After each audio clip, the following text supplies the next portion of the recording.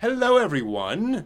This is our seasonal anime review for the spring 2025 anime season. As usual, we have watched the first episodes of most of the new anime of this season, except anything that was a season 2, season 3, etc., or anything aimed at very young children. There's also one anime in here that we deliberately did not watch, and we'll get to that in a little while. But yes, these are our thoughts on the first episodes of all of these. Also, I should point out, we know this is going out a little late. We had some illness and various things going on, so it just delayed us. It's just the way it is. So, let's get into it. We are going through alphabetically by English title, and the first one is Anne Shirley, the recent adaptation of the Anne of Green Gables, actually the first 3 Anne novels. And this first episode was a lot. Indeed. It steamed through some of the stuff that we had watched in the earlier version in a single episode. What took us like 6 or 7 episodes. Yeah. It was very condensed. Very condensed. Yes. I would say so, though, it didn't feel rushed. Right. Right. If you were to do a comparison side by side of this, you would obviously, the older one, Takahara, it goes on longer. First episode, there's so much to take in. It took us 2 hours just to do the first episode and of that one. But in this, and Shirley, even if you didn't read the books, which I think is probably most of the people that watch this, you get a story and it's good. And even if you had read the books, had seen the older version, you'll be able to. It's pretty seamless, actually, the way that they go through that first part, and you go through a lot, and it was just kind of nice. The story was nice and consistent and coherent, so you're not losing anything by that editing down to that, and it's also kind of nice to see a kind of different type of style of animation and character design of Anne. Yeah. You don't have a lot of lingering shots like you had in the older. Right. So this one keeps it much more concise without detracting from like the visual, which I love the visuals that they've done with updating this. It's like Yes. I think the scrawny little Anne Shirley from the Takahana one was certainly very visually interesting. But I love the way now we've got some more details on her, like her really savage little bowl cut. Like her bangs are just quite amusing. Yep. But it's visually very appealing, and it cuts some of the dross. Yep. So it's nice. Agreed. And a big difference is going to be with Matthew. We were very surprised to see a much more spry and not as, I'm old. I can't move that fast. No, it was just a much more spry and actually younger looking almost Matthew. But as Brent, as you pointed out, Marilla was how they got the voice actress. Yeah. It sounded almost exactly the same. Yeah, it's kind of crazy. I also really appreciate the color palette of this. I think they found this nice light and soft color palette for it, which is not out of place with modern anime aesthetics. You'll see other anime series like this, but I think in contrast to a lot of the brighter color palettes of the standard anime series, I think this is a good choice. Okay, moving on from Anne Shirley, we start with get on to Apocalypse Hotel, which really caught our attention, I think. The premise becomes very clear in the first couple of episodes. These are all robots in a hotel after humanity has left Earth, and they're all kind of trying to continue their function despite there not being any humans left. It's a very bright episode, kind of tonally, in terms of how the different characters are going around doing things, with this strange dark undertone of them doing all this kind of for no purpose. Yeah. So when we're watching, as you go through the first episode, it explains, it tells you, okay, humanity just went, gone, or for a variety of reasons, which are almost not important. What's important Right. is that we get the point of humanity just said, we screwed this ball up, so we're going to go somewhere else, and it just shows. I don't know if you guys remember that interesting show from the History Channel of like Earth After Humans, where it shows like what happens like 100 years, 100 years, 500 years, what happens to structures and things like that, and this is kind of like that a little bit, where it kind of shows you how things fall apart, except for this one hotel where the guy who ran the hotel, the human, said, "I'll be back someday, so you just keep running this hotel, because what else is he going to tell a bunch of robots to do that have very but here's the thing, they have very specific programming." Right. So you'll see that really big guy in the center there, he's just the doorman, and he opens doors, and there's a great conversation about that. I don't want to spoil it for people, but there's a great conversation, and the hotel hostess who kind of leads everyone does what a hotel hostess, and you're just like going, so, and at first your thought is like, oh my god, we're gonna watch is this 26 episodes of we're gonna do the same thing over and over and over and over again. But it's kind of nice. This was definitely a first setup episode, but it was very entrancing. Well, and certainly from what Brent said, is even in the brightly colored and kind of somewhat comedic things going on, you're seeing the hotel after a period of time has already passed. So this, without ruining anybody's day in the world, the darker element is the fact is these are the ones that are left. Yeah. Right. Still working. So, it's like they're the ones that still are functional, and they touch on that, which gives you that kind of like, oh, it's just not the the day-to-day running of a robot hotel after humanity. Yeah. It's like, oh, okay. Yeah. And it's very interesting how they deal with, oh, this robot's no longer functioning, and then you go, oh, okay, well, oh. Yeah. Yeah, so very interesting setup and premise, and I'd be curious to see what they do with that Yeah. as it moves on. Then moving on to the beginning after the end. Speaking of moving on, another sort of kind of reincarnation anime about a young man coming back to life. Yeah, not really much to say about this from episode 1, as I recall. It just kind of is that, and you're seeing him. I would say the difference here is that he, the main character, was clearly not a great guy early on, and you're seeing him soften in this first episode and experiencing what I might call a healthy life and a healthy, beginning of his life. And so you get the sense that, it's going to be this trajectory, positive trajectory compared to his previous trajectory. Yeah, this is one of those things where it's almost trope, but, you do have the when you say not so nice guy, he really wasn't a not so nice guy. And he's having trouble as he's reincarnated. Of course, all adult thoughts of his previous self are transmuted here. And he's trying to figure things out, like going, why are they so nice to me? Yeah. I mean, that seems to be the whole question he has, like in the first half of the episode. Why are these people so nice to me? Oh, it's because I'm their child. Oh, wait, I didn't have parents in the first world, and that now they're...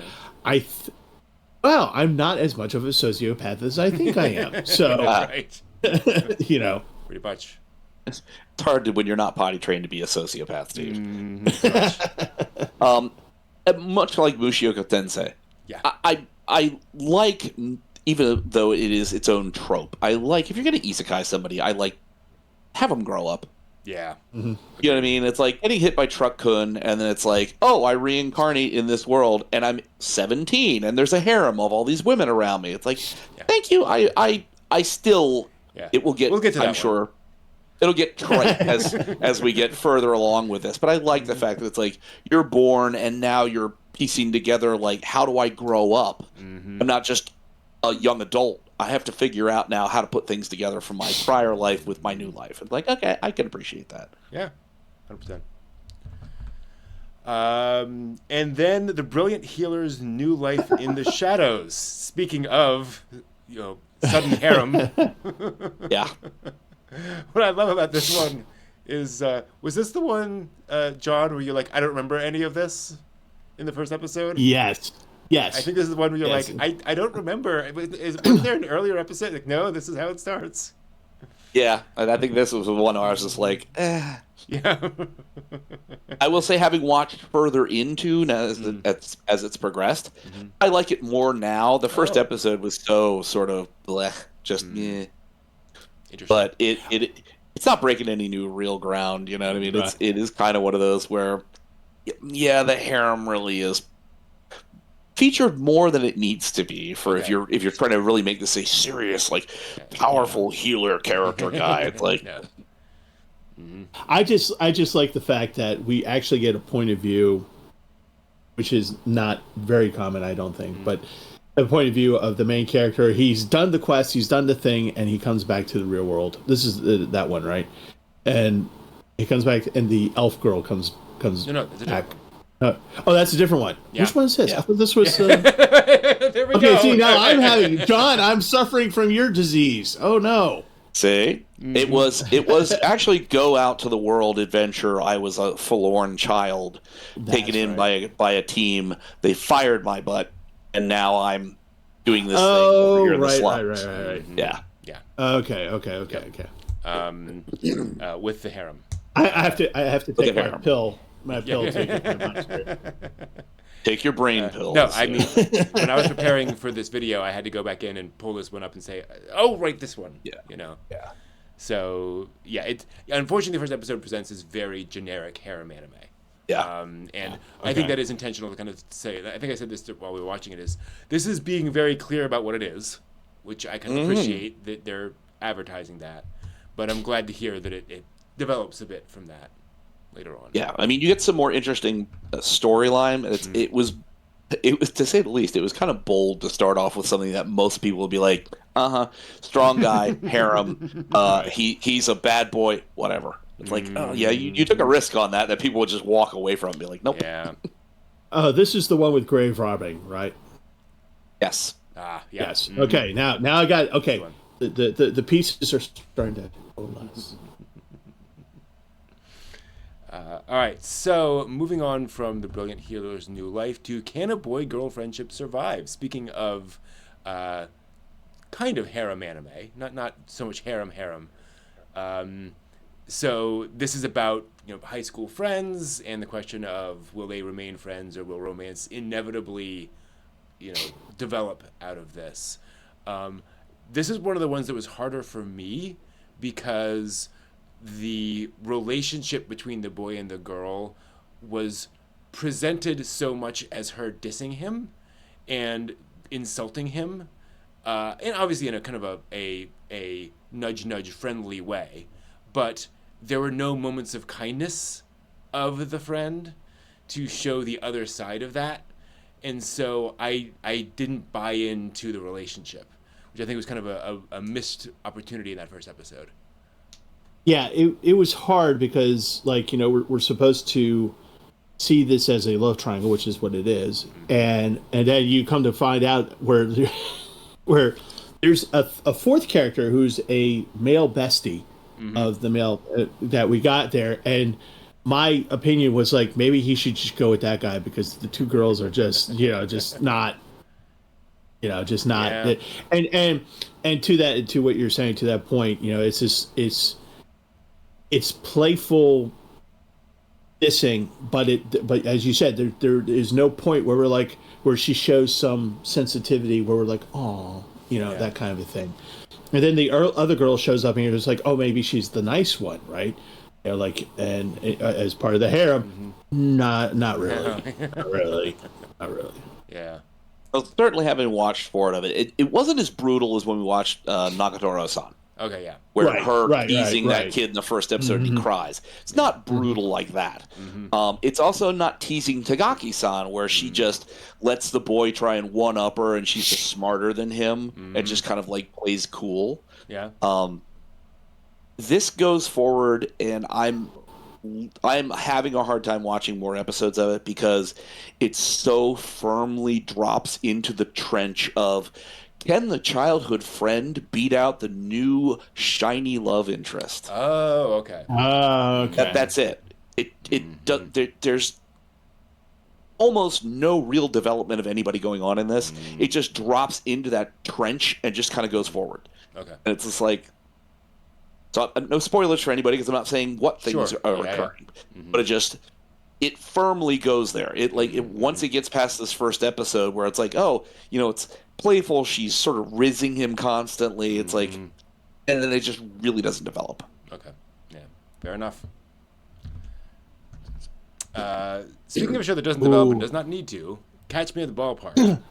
One of the surprising shows of the season, I think, because if you had told me, hey, anime about employees and fans at a baseball park, I'd be like, Yeah.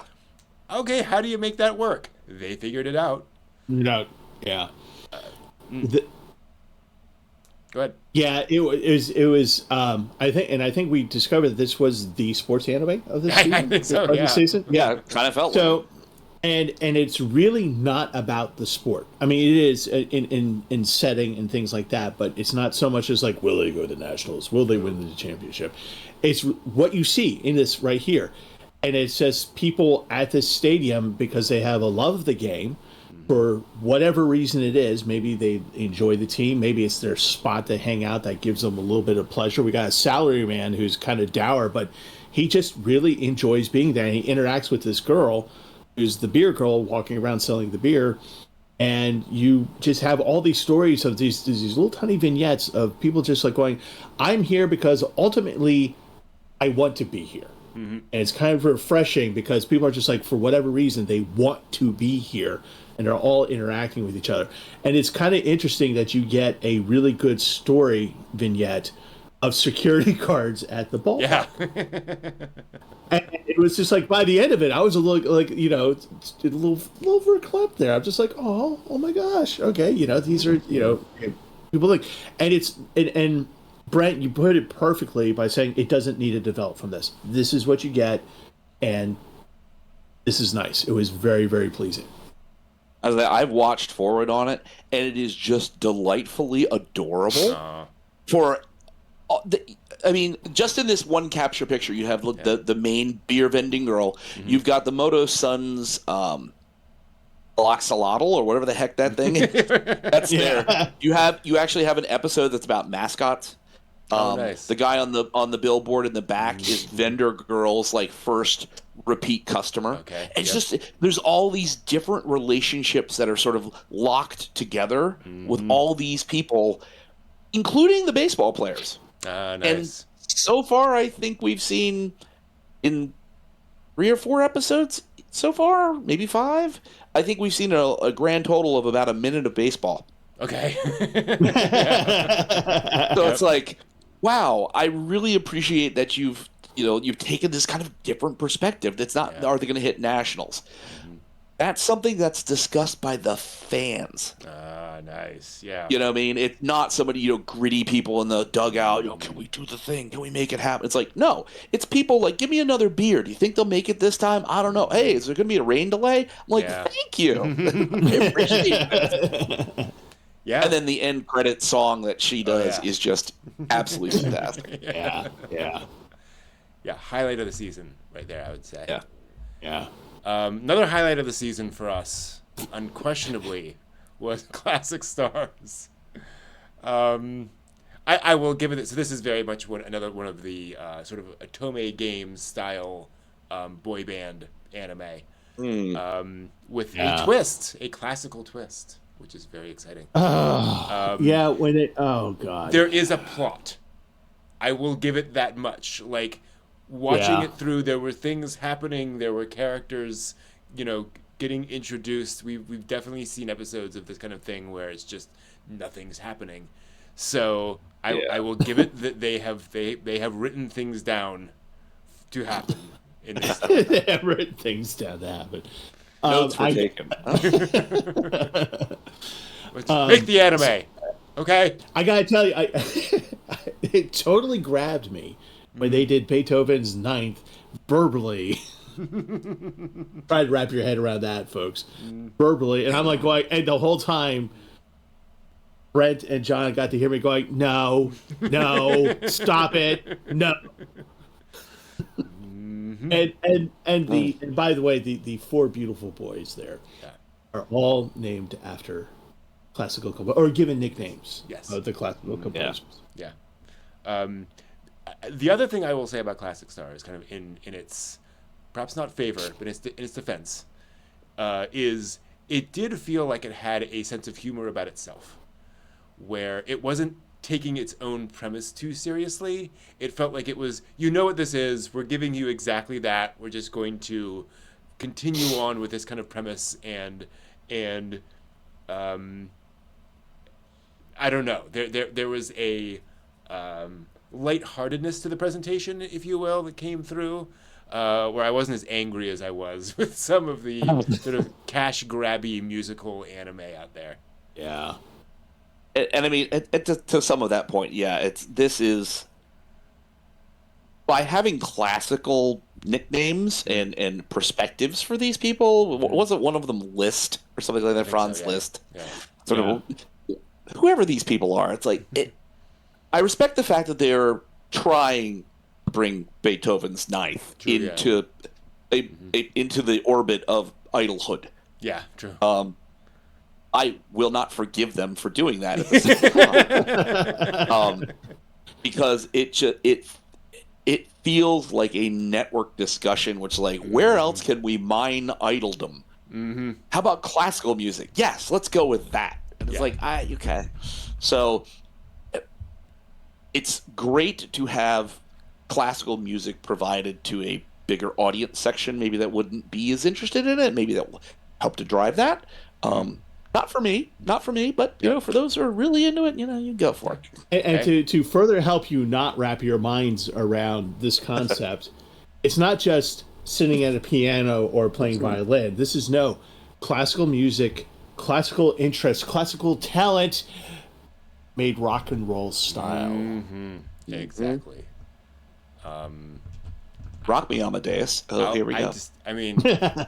All I gotta say is, it's not really truly rock and roll unless it's Rock and Roll Nightmare.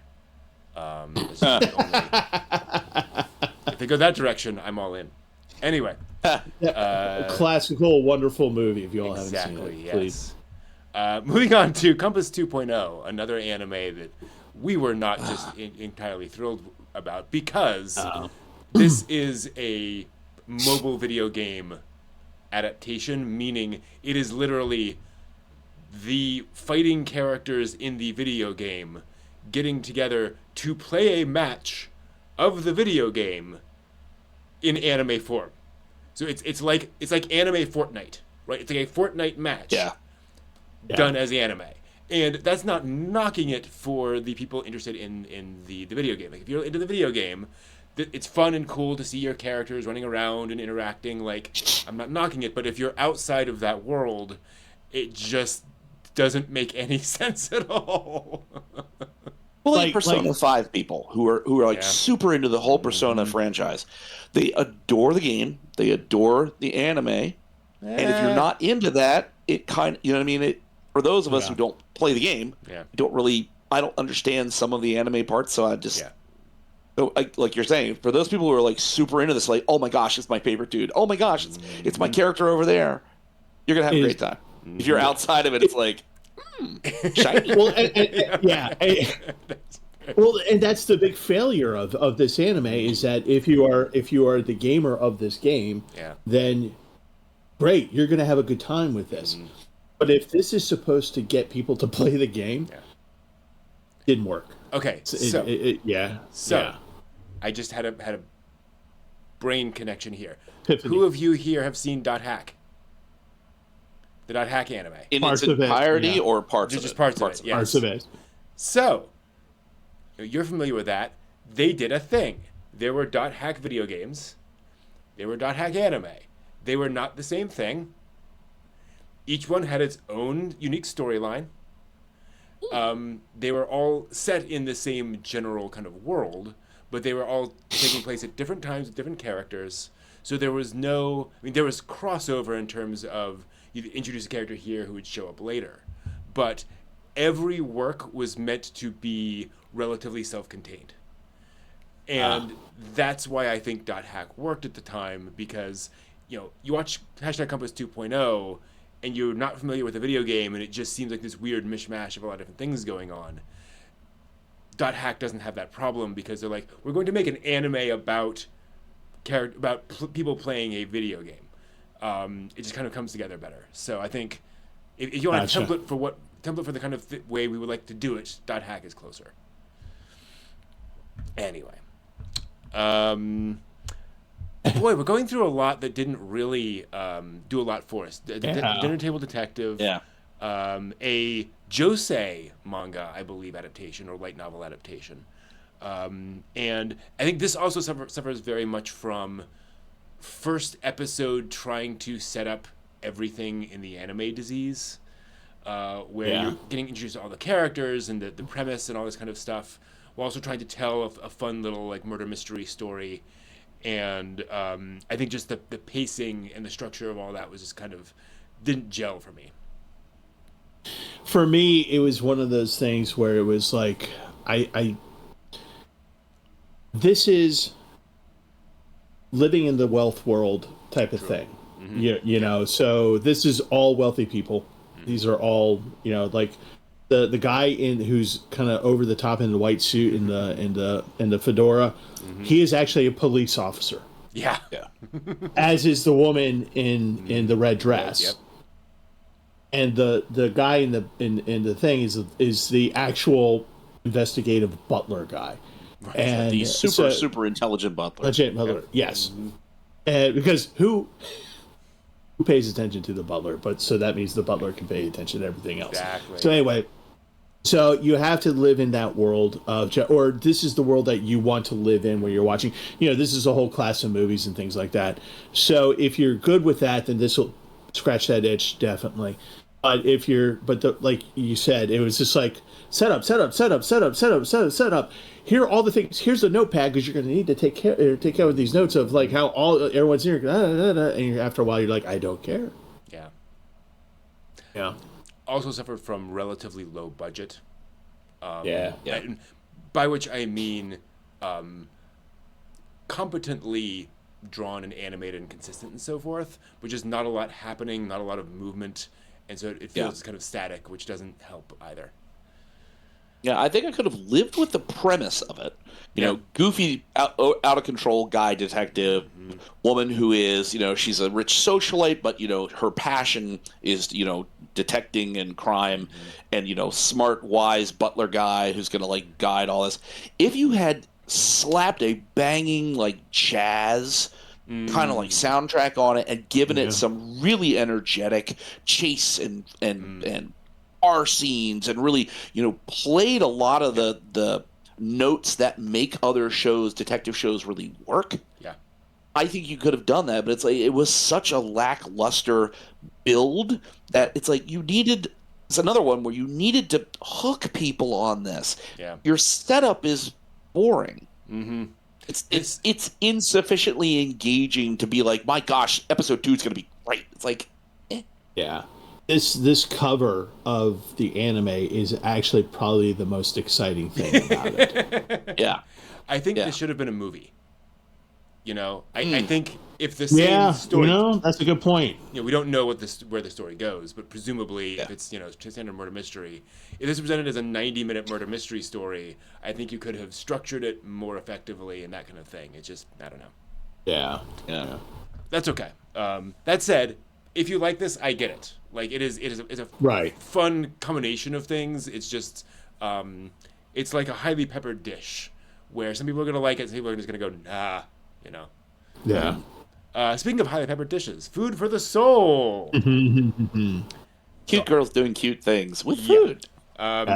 This felt very much like somebody in all the best ways watching Eurocamp and also K-On! And Kyoto Animation shows and saying, let's take the visual style of that and the kind of everyday life eating around thing of that, put them together, and that's what we get. Yeah. High school girls. Yeah, I've watched Forward on it, and it It delivers exactly what we saw in episode 1. Yeah. Great. Yeah. It's like, you know, it's still like what we talked about in this, like Genshiken, where you have a university club. It still makes it kind of like, oh, geez, I wish I had had clubs in my university, but I remember other than the outdoor club. Yeah. But it's like, you know, it's nice to have a university level club True. kind of thing. So it's like these are people who are not high school or middle school or anything else. So they're, you know, arguably more adultish, but they're still doing kind of cute, goofy stuff, social awkwardness. And it's just, you know, hey, let's cook food together. Like, oh, okay, You know, that's something it's relaxing. this is one of those animes where, and we'll come across another one kind of similar to this towards the end, where sometimes the simplicity of the story is actually what drives it and makes it really good.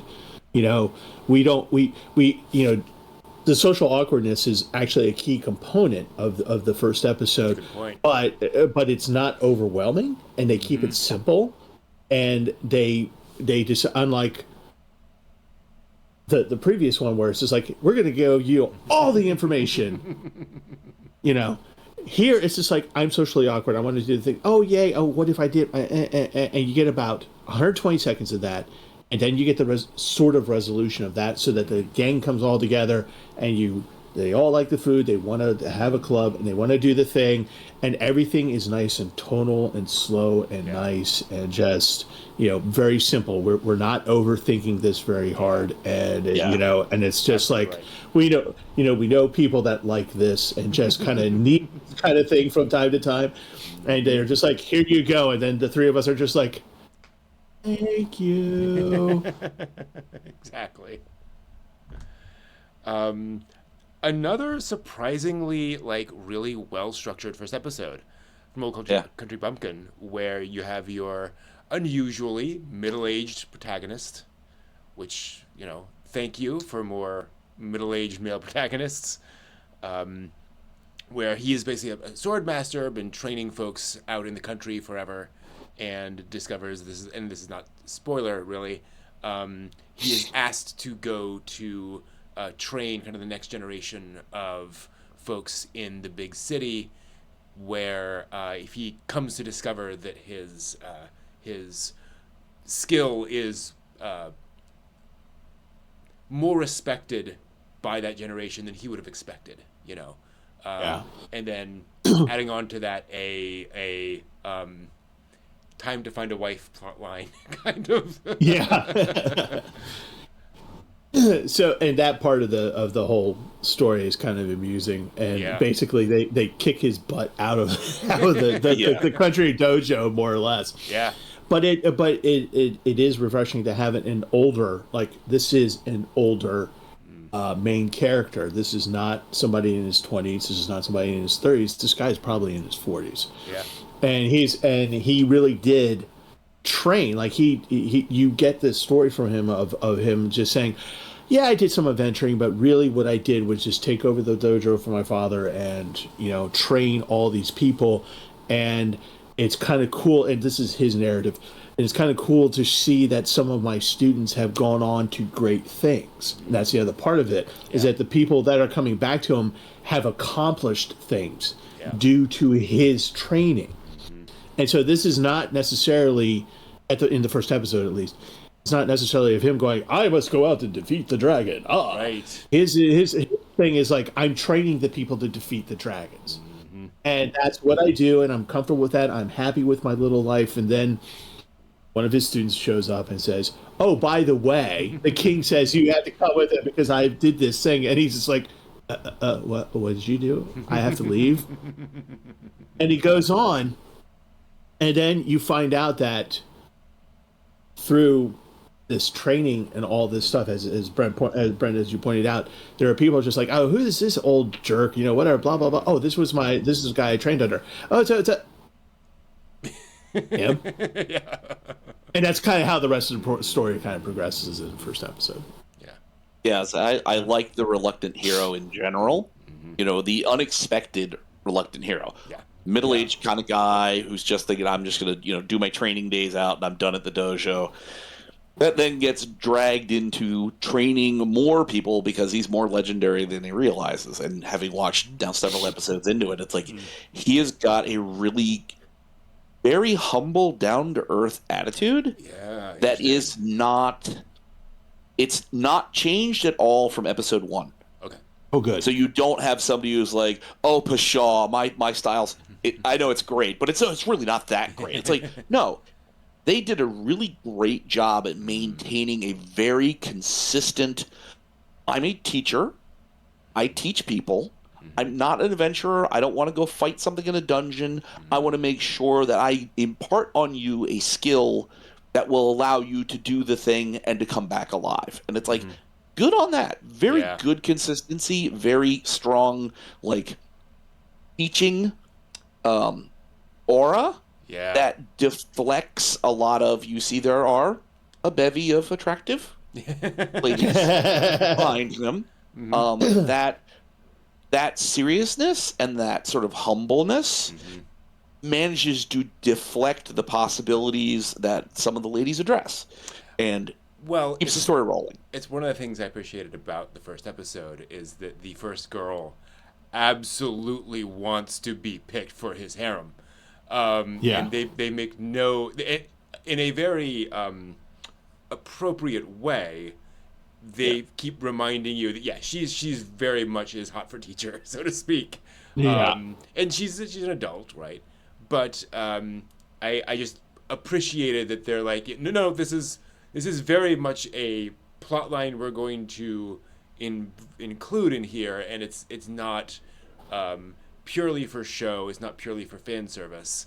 You know, this is a component we are clear about, I guess. But his handling of it and the way they've written him handling it is so much nicer than the red cheeks and everything. Like, oh my gosh, I'm so flustered. It's you know, it's treated much more along the lines of like, I'm glad to see that, you know, she's really inhabited the whole experience, that she's not that timid learner that she was at one point. She's really out there with gusto, and it's like, you're just sidestepping the issue, but I appreciate the way that you've done that. Exactly. All right, from that to the Gorilla God's go-to girl. I think I laughed the most at this season. Yeah. It's just silly, over the top, and has just really, for me, effective comedic timing. Premise doesn't even really matter. It's a very goofy thing. Well, I guess it does in the sense that it's a world where everybody in the story gets the power of some animal, and she gets the power of a gorilla, which is not a very common thing, and hilarity ensues. But yes, it's very much that. That said, it is also, interestingly, one of the few times of an anime that is clearly an Otome anime, but boy, this is the kind of Otome anime that I would absolutely watch more of. Yeah, it totally does not take itself seriously. Yeah. It's just, we laughed at it too, and it was just the cover art you see is what you get, and it's she goes on to being a knight where everyone's just like, oh, it's the first lady knight ever, but whatever. But it's just funny just to see this and just know that it's just not taking itself seriously. So it's a really nice palate cleanser. If you like, if you watch, I don't know what, Grave of the Fireflies, and you need something else, this is definitely something I would recommend. Yeah.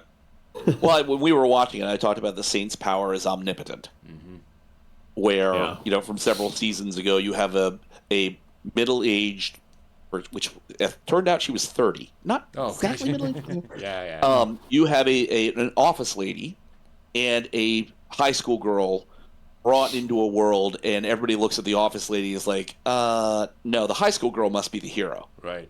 She's the sage. So this older lady, no, you just go or whatever.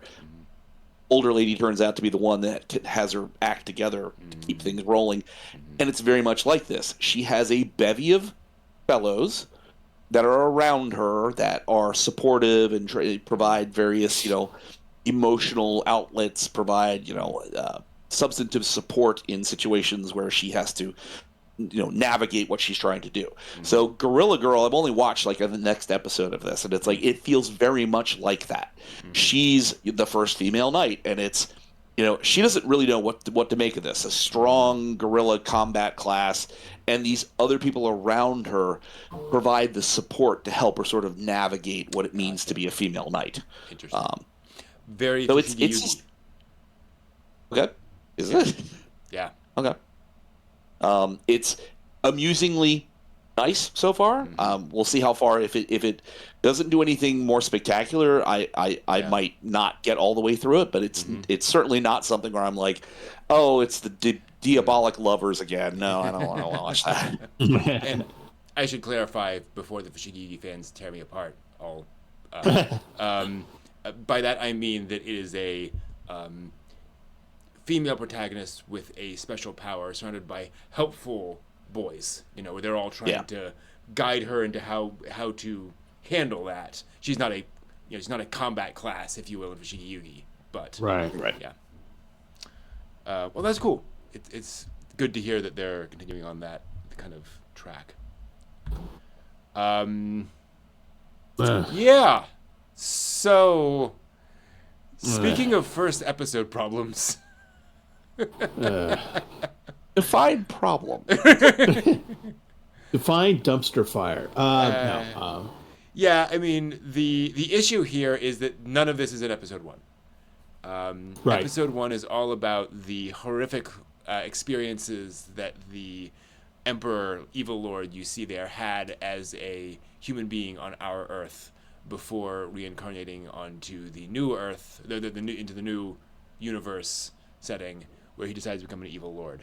And that process, that experience, was so dispiriting and so drab and frankly melodramatic and melodramatic. It's not really over the top in its presentation. It's over the top in the soap opera level of just ridiculously, tragic things that happened to him one after the other after the other, that it turned me off.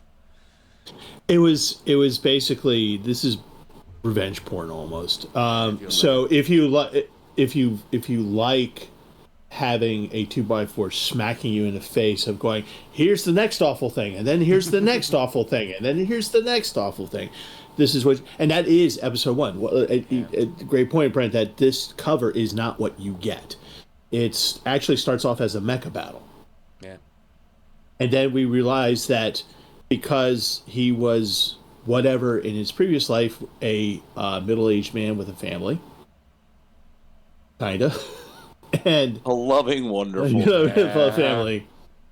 And if you, and he goes through, realizing that his kid doesn't like him. No spoilers. This, that, and the other thing, and the 2x4 you'll get a bruise from. By the end of it, you realize, oh, so this is going to be about a guy getting revenge on his own previous life, and it's just kind of just like I don't care about that. That's not helpful for me. I'm kind of hoping for the series that by the end of it, there's some story arc where he comes to realize something. I don't know what that is because the premise of the first episode. This first episode really felt like it was an unnecessary journey. Yeah. Because I think we easily could have had the premise addressed like it has been in others. Now, if you're trying to break from the mold, I get that part. But that the story and the length of the melodrama involved could have been addressed in discrete flashback packets. You could have cut out a lot of stuff and just sort of gotten to how does he get to the new world? Right. And then go into start addressing things. I've watched forward of it. It is... Oh, no. Oh. We'll cut this out. Yeah. What a time to I know. Pause. It is the worst thing. No. The real Secret to life is Okay, welcome back. No worries. We'll cut that out. So you were saying, all the melodrama, all the stuff, building up. all the melodrama, everything that could have been cut down to discrete packets, Yeah. done as flashbacks going forward. It transforms itself. I'm watching more forward. I'm enjoying it more, and I can see Oh. where people would have been absolutely turned off by episode 1. Yeah. There gets to Okay. be certainly some very gratuitous fan service, Okay.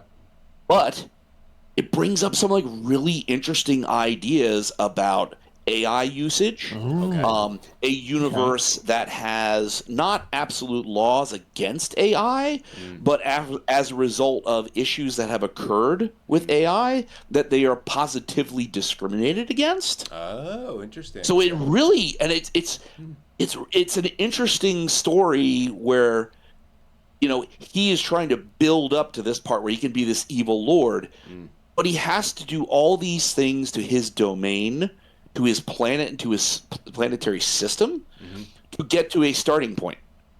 So it's like all these interesting things start happening around him, where it's like that first episode is such a kick in the actual face that it's like, you guys should have not. Yeah. I didn't write it. Yeah. I didn't write it. Yeah. Mm-hmm.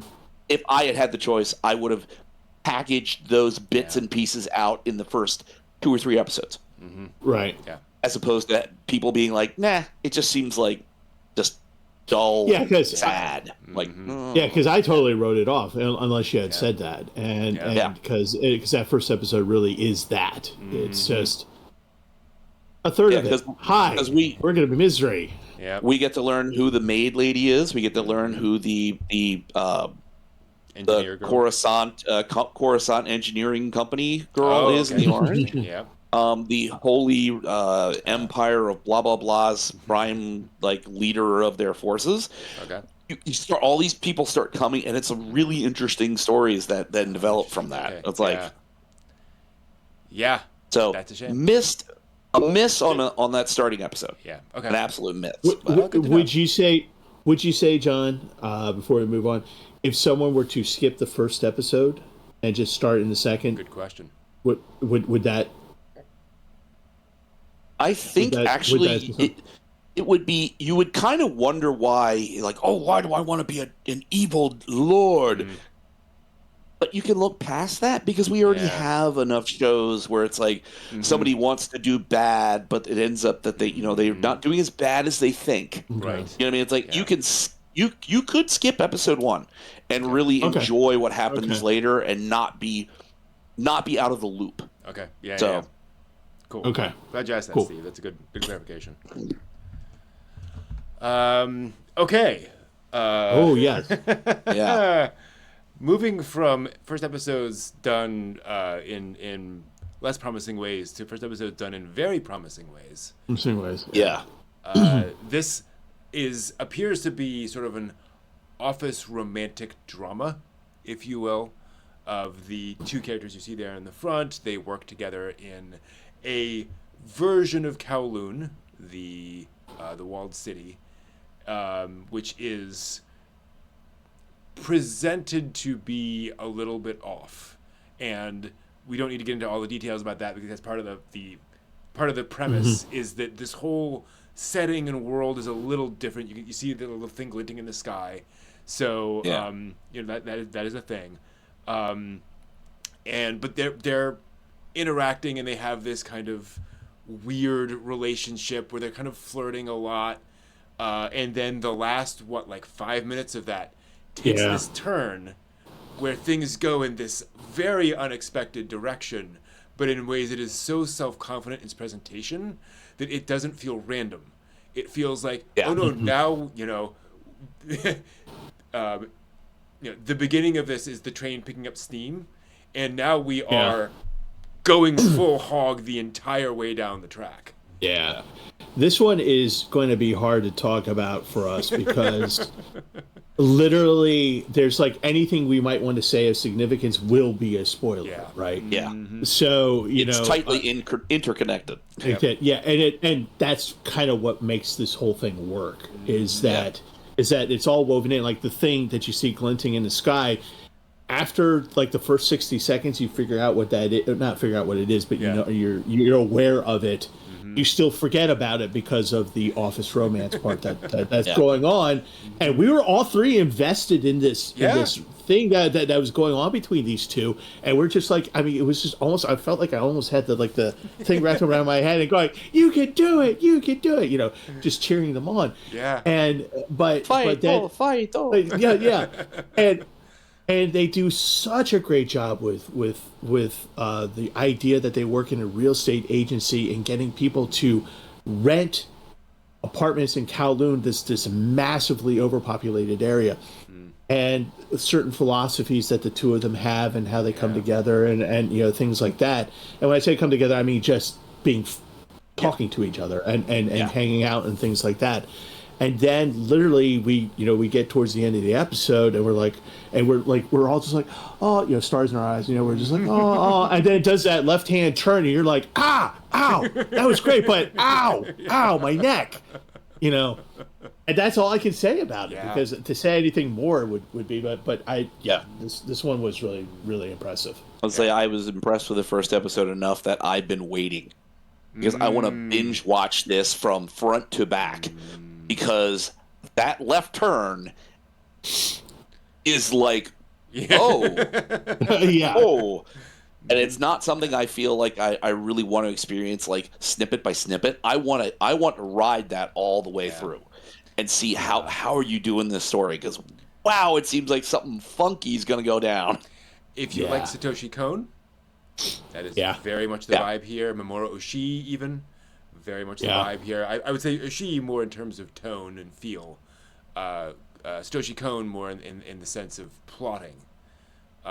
This one caught us by delightful surprise. Yeah. Lazarus. Another one I'm glad we're talking about first episodes for, because this is an anime by Shinichiro Watanabe, the director of Cowboy Bebop, and lots of other things, and this has been very much compared to Bebop, and we won't get into all of that because that's frankly less important to the actual first episode, because this first episode. So one of the things Bebop did very well is its first episode is a almost perfect promise for what that show is going to be. Right. You know, that establishes your tone, your characters, and your feelings. Even though all the characters aren't there, all that kind of stuff, it encapsulates that show. First episode of Lazarus is clearly trying to do a very similar thing, where this is the getting the band together episode. Yeah. Where here's all of our characters, here's why we should think they're cool, basically. And here's a sense of our world. And I think it does a very good job of that. The problem being that this is obviously a longer term storyline, so you don't get it, they don't have time to really establish what the actual plot is and what kind of story you're going to tell here, in the sense of, is it going to be a revenge story or whatever, that kind of thing. This is more about who are the characters, what are they like, than other stuff, and what's our kind of animation visual style. So that's not to criticize, it's just to say that you know, they're prioritizing these things. You don't get those other things, so you won't really know yet. Right. If you a lover of Bebop, if you love Bebop, this is not necessarily what you're going to get. Agreed. That's not a bad thing. 100%. That's not a bad thing. But it does have that visual style from this cover of, it's going to be Bebop. Very much so. But it's not. It truly isn't. The music is good, still good. You know, they still have people that are talented to do the underlying music and stuff. But this really is, if you do the comparison between the two first episodes, it's a storyline of Asimov, where the low-level drug dealer that kind of kicks everything off. Yep. This tells us the premise of what the story is, what we're dealing with and why this group has come together to deal with that problem. So we're not working through various vignettes and storylines and episodes to get to that Bebop had those, each episode is its own thing with an overarching storyline. Right. Yeah. Right? This is the overarching storyline. Right. As near as I can tell, there's no individual stories going on in here. Yeah. I'm sure we'll get character development, backstory, the kind of thing. Yeah. But really, this is what it is. It's almost now, like, if you're, I was gonna say, it's almost like starting Cowboy Bebop with the Ballad of Fallen Angels, right? Yes, where it's like, here's all your story stuff. Yeah. Yeah. So, if you're looking for Bebop, no. If you're looking for something that has cool elements from what Shinjiro does, yes. Yeah. So if you're interested in his style, if you're interested in that music, if you're interested in that kind of visual aspect of things, you're gonna get that. But this is not Bebop. No, and again, it's not bad. Yeah, I really enjoyed the sort of the feel, the kinetic action. Yeah. When our main character is doing his initial thing, and it's like, okay, wow, you've spent a lot of time Bebop-ish, sort of getting the motion right, getting like your angles right, getting how you're framing things right. Yeah. Bebop. I hate, it's terrible to keep making the comparison back because so many of us hit on that at a right time that now probably watching Bebop again wouldn't have the same impact. So watching this, I appreciate all the parts of it, but it did not grab me in the way 20 years ago watching Bebop did. It's like, oh, I respect how this is done and the technical merits to it. Yeah. But I don't know that it grabs me yet. The story, I think the storyline seems like it's going to go interesting. So once they sort of get up to speed and start moving, I can see that. Well, it reminds me of the beginning of a heist movie, right? Where you're again kind of getting the game together. That's often not the most enjoyable, exciting part of the movie. Yeah. It's more, okay, we're going to meet the characters, and here's the guy working in the junkyard, and here's the guy over there, and okay, that's interesting. So I'm holding out hope and expectation that a similar thing is happening here. Yeah. But yeah, 2, 3, 4, 5 episodes is just banger off the wall. Yeah. Woo! Well, that's a good point because that's how like the Girl with the Dragon Tattoo book is. I was warned that before I read it. The person who recommended it to me, she said, "You're gonna have to suffer through the first 200 pages. Then once you get to page 200, the whole series is just gonna bang off from that." And so that's probably, I'm hoping, like you guys, that this is what's going to happen. We get through the episodes, not bad, but we just need to get through it. And then the next episodes are going to be like, as you guys are pointing out, oh, here we go. Yep. Ride that roller coaster. We shall see. Yeah. And John, to your point, oh my word, the animation. Like, Yeah. Want to make sure to highlight that. Parkour would be a good word to Yes. use here. Absolutely. Or a good phrase. Not that much parkour in Maebashi Witch's Tale. So this is interesting because Maebashi Witches, and I'm going to actually double check this as I do this because I want to make sure I'm speaking correctly. It didn't really connect with us very much. It's very much a comedy, not comedy, it's magical girl pop idol kind of an anime thing. It's an original anime. Okay, no, this is not what I was thinking of. It's an original made by Sunrise, and it is such its own thing. It is such its own premise and trying to appeal to girls in a very particular way that I found it kind of overwhelming in the sense that it almost felt like anime by committee. We'll get to a later anime that is literally that, but this is just here's each of your personality types. We have these different things going on with the premise. And I can absolutely see this appealing to certain audience members. Nothing against that. And I'm not even saying this is a very girly show, although there are definitely girly elements to it, if you will. But like I can see anyone enjoying this storyline, but I guess it felt like anime paint by numbers a bit too much for me, and maybe that's just because I watched too much anime. This was, obviously when I watched it, I was just like, okay, well, this is not my demographic. This is, it's one of those things where it's just like, all right, I'm gonna have to put that attitude aside in order to watch this thing. So I did that, and even though I'm not the demographic, this is definitely towards a set audience, and I think that set audience will enjoy it, honestly. But what I found notable, or for me at least, was the fact that this was also giving you the premise that these are not the first choices, not the second choices, perhaps the third choices as witches. And the being, the magical being that's bringing all the girls together is basically saying, well, this is the gotcha game that I played, and these are the witches that I got. He's literally saying that. Yep.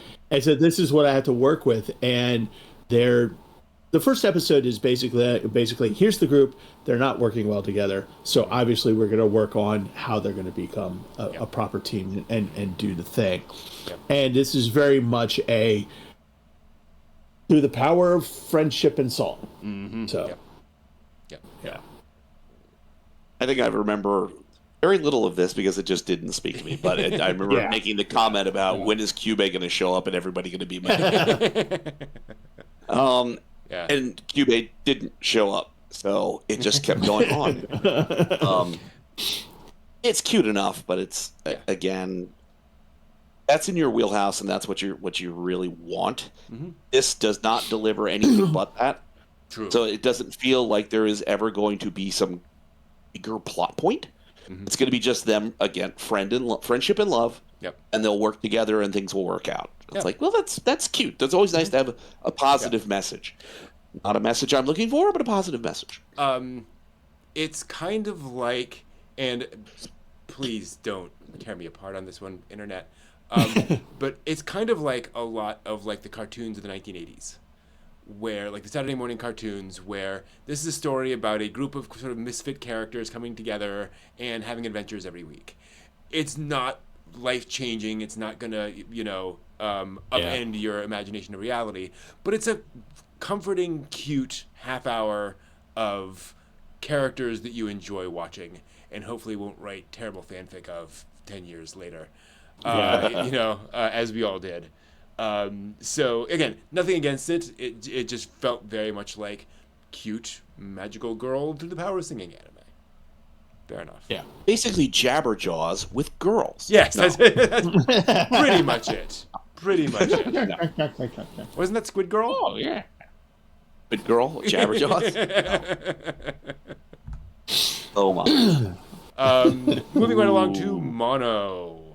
So, yes. This is about a group of girls who start a photography club in their high school, but it is more remarkably known for being the next, the manga, adapted from a manga by the mangaka of Yuru Camp, Laid Back Camp. So, the sequel, if not the sequel, but the next thing after that.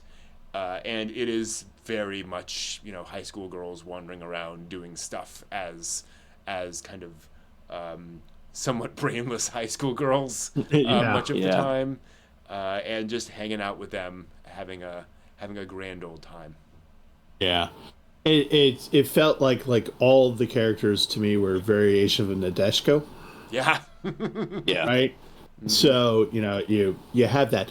Nothing offensive about this. It's pleasing, entertaining, and you take it for what it is. The big difference between this one and the food one is that they're putting together the photography club, and it's just them learning how to use cameras, and we're not really seeing yet in this like places or food or those kinds of things. The first episode is this, hey, I'm going to take this camera and I'm going to learn how to take pictures. As a matter of fact, I think the main character, all she did in like the first third of the episode is take pictures of her senpai, and that was it. Right. Yeah. Right. So, nothing bad, but it's not quite on the level I think of Eurocamp. Given the source material or the universe in which girls are doing things like Eurocamp, I have a feeling it's going to lean heavily like Eurocamp introduced us all to all kinds of camping equipment. As you can see in this picture where the girl has got this new toy of hers right in the front center, like, we're going to get the same thing. We're going to get lovely, montage photos of like places they're going to go and them trying to set F stops and like what kind of things are they going to do night sky pictures. So we're going to have, I hope, this is going to expand out into that same kind of Eurocamp universe where you're going to see interesting, neat equipment, but used in beautiful settings and just wonderful vistas and views. Yeah, good point. So I'm looking forward to it. Yeah, agreed. Yeah. Almost pure slice of life. Like if you, this is squarely in the slice of life genre. Yeah. Not in the slice of life genre was the Mononoke lecture logs of Juzenji Sensei. Another anime that kind of came out of nowhere and surprised us this time around. Partly because it is set in 1947 in Tokyo, which is a very specific time in history. Right after World War II ended, and that is very much kind of a plot point. There is a supernatural mystery aspect to the story. Again, there's another one of these things we're gonna have to avoid a fair amount of this because that is part of the explanation. But basically, one of the aspects is that the sensei there you see is a somewhat Sherlock Holmesian style character in terms of personality. But he has access to a large library of knowledge, including knowledge that's not accessible to the public in various ways. And so it gets into some of those aspects of what life was like in the late 40s. There's a really interesting moment early in the show where somebody loses something on a bus, and you're trying to figure out who lost it. And you figure it out partly through clues about how they behave and their life and what they know and don't know. So it's not simply a logic puzzle. It is a question of how would a retired woman in the 1940s behave with a purse.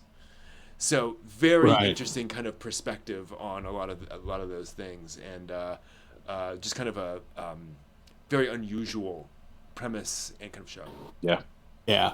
This we were very surprised by the time period. Like when we realized when this was happening, and we're just like, oh, there's a lot going. Like my historical mind is like going, this is happening, this thing's and that thing and that thing, and to my shock, surprise, and pleasure, I was just like, they got that right, they got that right, they got that right, they got that right. Holy crap, they're getting a lot right.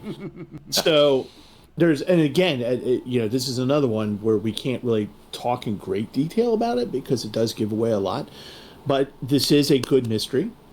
In the way that I think calling him a Holmesian is good. If you like Sherlock Holmes stories, this might grab you a little bit because there's a very strong element of that. And a much cuter Watson. Yes, indeed. But what's really, I think, really the selling point of this is that you're doing this mystery genre as we said, as Brent said, in a very specific time period that is very interesting. Yeah. And there's so much I want to say right now. And I just can't. Yep. Particularly about the access to of knowledge. So, and that's all I'm going to say about that. Yeah, it certainly struck me as like I like mystery stuff to a degree. I'm not super huge into it. But you put that in the context of post-war Japan. Yeah. And it's like, okay. Now, we're accustomed to seeing Sherlock Holmes and Watson on, buggies, with horses and all kinds of stuff. And so it's like, okay, so you have this sort of Victorian era kind of investigation stuff. Now you've got a modern era, but a very specifically weird modern era where things are more primitive because of circumstances, but also modern. So it's like it's just so it's it that in and of itself is more interest to me to see how they play the mysteries in that realm. Yeah. Because it was such a transformative time to have all of these things going. You've got a schoolgirl who is adapting to the new how things are post-war. You've got someone who is old enough to have been functionally aware and present. You don't know anything first episode. We don't know any other details. But he's old enough to have been much more aware, if not participatory. Yeah. And it's like, there's so much interest that I'm excited for this. I'm like, ooh. Yeah. Yeah. Lovely to see surprises like that in anime. Yeah. Another one that we laughed at a lot was the Ninja and Assassin Under One Roof. Boy, this is a shift. So basically you have Assassin Lady, who is in the lower right there with the brown hair, and she is tasked with assassinating people. And she falls in with a klutzy ninja girl, the girl with the purple hair. And there is a convenience to having a ninja girl around when you are an assassin, because the ninja girl can't do anything right except for make people disappear in a poof of leaves, which is very useful when you're an assassin. So just for folks, this cover is so misleading. It is. Yeah. We laughed because the humor was dark. It is okay? very, yeah. This is a black comedy. Yeah.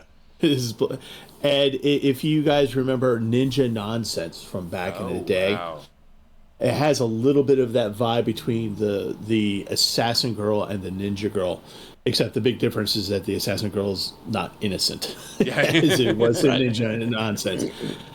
But it's just one of those things where it's just, it's cute, it's funny in a very disturbing way, and literally the ninja is the cute ninja is just a bumbling idiot, and the assassin girl is just like going, well, okay, I did I killed the person, so I need to make this disappear. Do the leaf thing. Do the leaf thing. Poof. I'm glad you brought up Ninja Nonsense, because this very much felt like 80s, 90s era comedy anime, where it's very ridiculous, very over the top. It is not meant to really play by any rules whatsoever. I've watched a little bit more forward of it, and it is exactly the same going all the way through.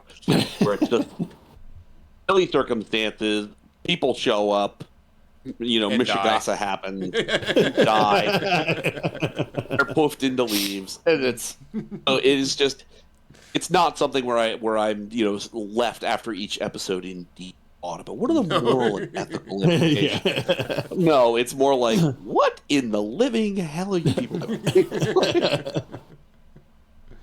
Lovely. All right. From there, another one of our favorite anime of the season. Please move on, Takamine-san. So, this is an ecchi comedy about a young lady, Takamine-san there, who has, and well, I mean, the premise, you might as well know everything because we're not going to recommend you watch this anyway. She has time-stopping powers every time, actually time-rewinding powers every time she takes off an item of underwear. And so, etchiness ensues in terms of visuals as a result of that. The plot thing being that a boy in her class learns about this, and she proceeds to effectively blackmail him into becoming her servant, and following her around so that every time she uses her powers, he can put more underwear back on her. The problem here being, when I say effectively blackmail, I mean blackmail, because she really crosses some pretty strong moral and ethical boundaries there in that situation, to a point where it stops being funny, and it stops being really ecchi, and it just becomes dark and sad and disturbing. Yeah. Before we got into this video, John had actually seen this and warned us, said, I don't like this. You're not going to like it either. And we're like, okay. And so you get in the first few minutes of the episode, and I'm just like, okay, it's ecchi. All right, okay, fine. And then what about okay, got it. Yep. So without explanation, because I don't think it needs to be explained. But this cover is kind of misleading. It leads you into thinking one way, where this boy is a willing servant of this, this woman. That's not it at all. And blackmail is the right word, because that's what happens. And it's one of the things where we talked about it afterwards, and we were just like, imagine if they actually reversed this. Yeah. And it was the other way around, and which would be even more horrible. Yeah. But this, the way that it ends, I think you put it great, Brent, where it stops being funny. At a certain point, we just weren't laughing, and we were just like, so this is the rest. My guess is that they're going to go fall in love at some point, whatever. But even then, it doesn't really make it for me, because it's kind of like going, okay, she's just going to hold him hostage in another way. Mm-hmm. Yeah. Yeah, non-consensual stuff is just. Yeah. It's just, you know what I mean? I don't care that you're presenting it like, oh, it's ecchi. You get to see things, and like, oh, some kind of saucy stuff is going on. It's like, coercion is not cool. And it's just really, it's off-putting. And they could have done, again, I didn't write this. Really? But you could have presented, I know, who would have thought? But, it's like, you can present these concepts of time-traveling underwear. Right. In an actual way that's legit. I could envision an absolutely drop-dead, hysterical, ecchi time-traveling underwear. Mm-hmm. Right. And it doesn't even have to get into where that went. I don't see the plot point of needing to go that point. Put sadly, I watched a live-action Japanese movie that was about a deeply unhealthy relationship between a boy and a girl, where it was on this level of unhealthy, but they did such a good job of presenting it as deeply unhealthy. In a way that you realize, oh, this is horrible, but I'm fascinated to see what's going to happen next. That I can get behind, because they're not presenting it as, and isn't this sexy? It's like, no, it's not. Yeah. Nah. Yeah. Well, think of Flowers of Evil. Mm-hmm. Great point. Protagonist Gun gets caught doing something. Yep. That then he is coerced from there. But it is nothing like this. No. Mm-hmm. And it's like, And Flowers of Evil presents like all of that as deeply unhealthy too. Like there's no sense that, what he did was excusable, or what she does to him is excusable. Yeah, it was such a turnoff, and why I warned you guys of this was such a turnoff that it's like, I don't care if somebody was like, oh no, they end up in love at the end. It fosters this deep understanding. I'm like, no, sorry. I'm not willing to be subjected to that kind of coercive toxicity in order to, the hopeful point where it like comes around, I guess, that she Stockholm syndromes him enough that he thinks that he loves her. I'm like, Great. I don't. Yeah, that's wonderful. Yeah. No, done. Agreed. Yep. Okay. Moving right along to Rock is a Lady. A tonal shift. Very, very much a tonal shift.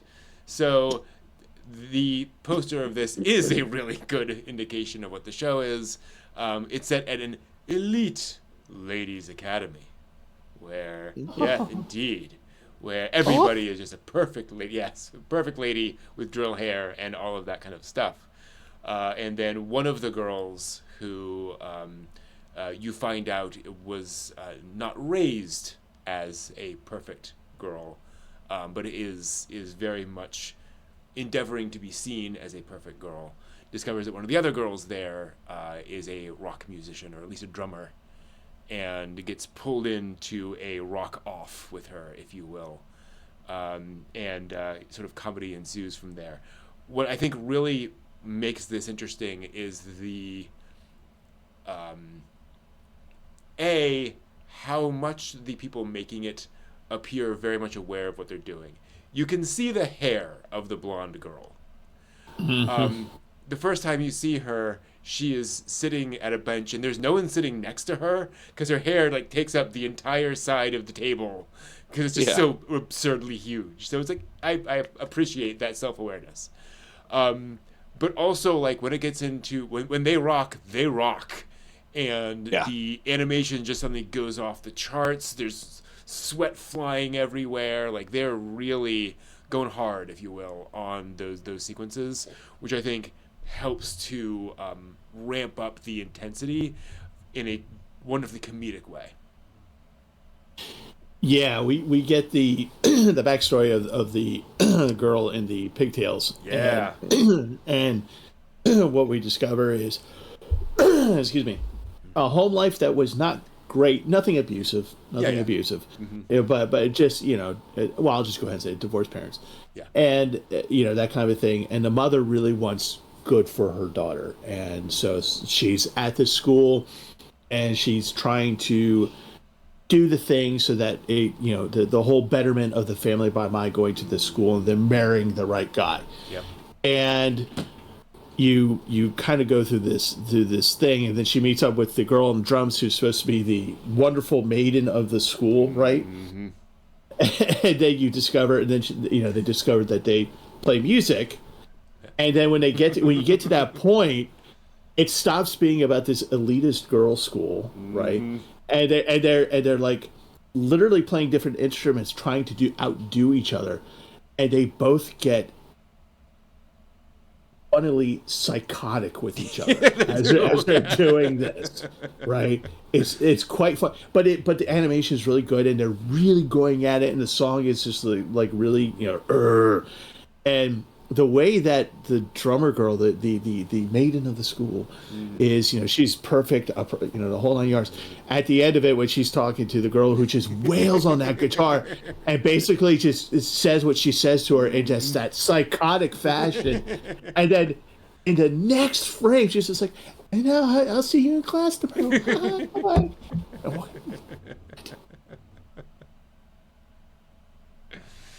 Yeah, it's a really interesting sort of study in contrasts, I think, is where a lot of the comedy comes from in this, which I think is just a lot of fun. And also something that we don't see a lot of is anime about anime set in a high-class academy, but very much playing off of the high-class academy being ridiculous, and that just being a very silly kind of thing. Yes. What I appreciated about the show presentation is not a lot of the background was done in like very great detail, but boy, when they started rocking out, they just snapped right into what was the important thing to do. Mm-hmm. So I liked their attention to detail on that. And obviously, the music was really good too. So it's like, I'm looking forward to getting back into this once I sort of watch some of the other stuff that I'm watching. So I'm looking forward to that. Yeah, 100%. Okay, so this is one of the ones that was interesting for us. The Shunji Family Children. Yeah. It is. I'm trying to figure out what it's a harem anime, definitely. Mm-hmm. These are all siblings of an extremely wealthy family. They discovered during a family dinner of the birthday of the youngest girl, who is 15, that they are not actually all blood related. They were all adopted, and wackiness presumably will ensue from that. Now, here's where things get interesting. This first episode plays this very much as kind of a light melodrama, I guess, with all of the siblings, where they're just all talking to each other and kind of razzing on each other, making fun of each other the way siblings do. And so that is just kind of a thing. It is very much the tone. Once this is revealed, it becomes clear, and I'm going to try to avoid too many spoilers. One of the other sisters is very much, shall we say, glad they're not blood related anymore. It becomes very clear that that is a thing she wants to capitalize on now. The other members of the family are not like that at all at that point. In fact, there's a wonderful scene where a couple of them sit together and go, I don't feel different about you. I hope you don't feel different about me. Like, I think we're all basically still siblings in every way that counts. So the presentation is surprisingly mature in that way. But then to have that thing at the end makes you wonder, is this going to turn into a weird, thing? Yeah. So, Yes, John? again,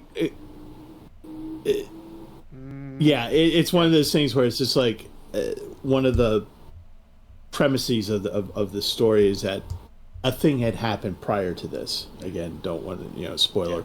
With one of the girls and one of the brothers.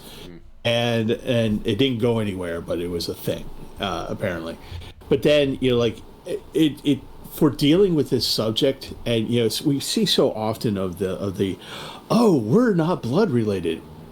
Really? Now, and it's not that at all. Right. As a matter of fact, it's first episode is relatively healthy in that respect, but there is one of the things that made me laugh about this was the whole reveal at the youngest sibling's 15th birthday dinner party, where the father just lands this, right? Yeah. And he disappears again. Like, It's we just don't mic see drops. him. Yeah. Like father, mother is, I'm assuming, passed away. Yeah. But father is not present until the birthday thing, and he does the thing. That's the mic dropping. And goes, "Have a great birthday, happy birthday!" Yeah. And he walks out, and he gleefully walks out of the room, and it's just like, and you're just like, he goes, "Well, I promised your mother I would tell you on the 15th birthday." Why? Wait until the birthday celebration is over, please, and then do that thing, because they all live under the same house. This is the other thing. It's not like they're all spread out or anything. They all live under the same house, and they have their lives, and they're all interconnected. Like the Brady Bunch. Yeah. So it's so that was one of the things where I was just like going, "Man, Dad, you really screwed that one up." I watched forward on this, and it just keeps going.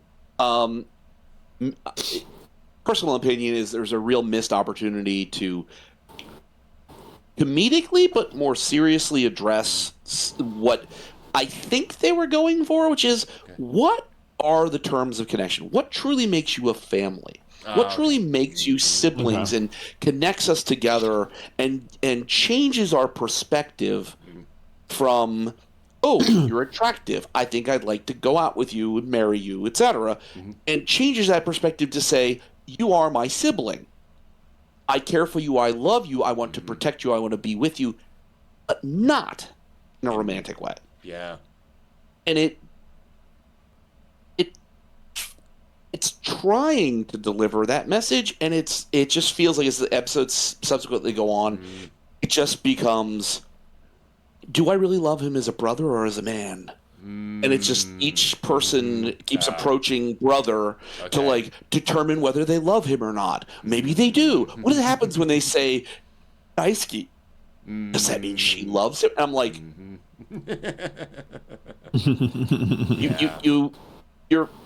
you're trying to do something with this vehicle, and you're just all over the road. You can see where it's trying to go, and it's just attracting a lot of the harem, not related by blood, attention, without having some substantive information behind it to be okay, we're not actually that, Yeah. So. Yeah. Okay. Oh well. Moving on to Summer Pockets. This is again kind of a weird one to talk about because it is an anime by Key Visual Arts, the creators of Canon and Clannad and Air and the others, and very similar to Air in premise. And I say that because the creator said, "Yeah, I came up with this idea that was very similar to Air, and for some reason they decided to go with it." So he's just very frank about that. But it is, crying girl anime very clearly. These are all attractive teenage girls who are surrounded by this or surrounding this guy, and we're going to learn about how wonderful they are and how tragic their backstories are over the course of the next 12 or 26 episodes. And that is not to complain. That's just to say this is very much what you're getting from this. And so there's just not much more to say, at least at this point. This first episode was establishing that tone, establishing some basics of the characters, so that you know what you're getting into. Yeah, it was visually interesting. I enjoyed it. It's not badly drawn at all.